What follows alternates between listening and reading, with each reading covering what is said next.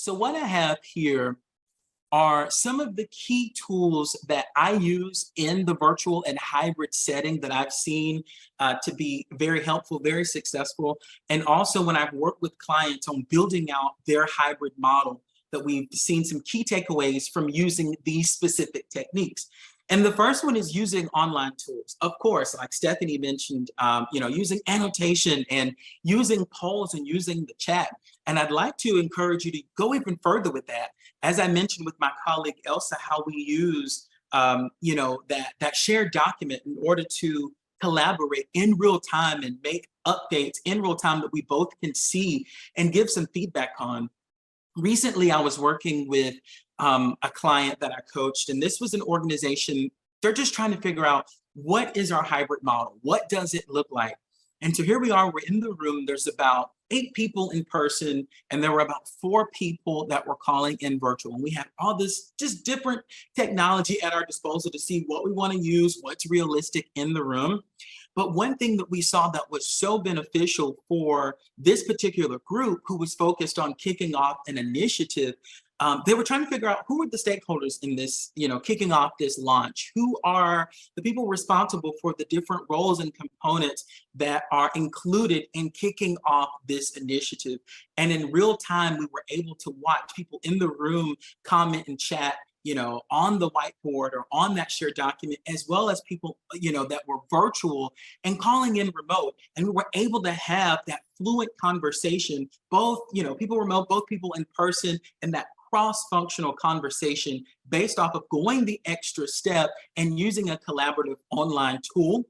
The next thing I'd like to talk about is open with a check-in. Something that I love about Ariel is, I like to say that we live what we preach. Every single meeting that I am in, no matter if it's someone on my team or a different team, or just if it's a one-on-one, we start with the check-in. And it's the same thing that I like to do and that our facilitators do in our sessions with our participants, is starting with the check-in. And that can go anywhere from, what did you do over the weekend? Or can you give us updates on where we are or where you are on this big project that we're working on? But what happens in that moment, if you open with a check-in, is that you're dismantling the unease, number one, of just being in a meeting, but 2, the unease of, okay, how are we going to handle people being virtual? How are we going to handle, people being in person?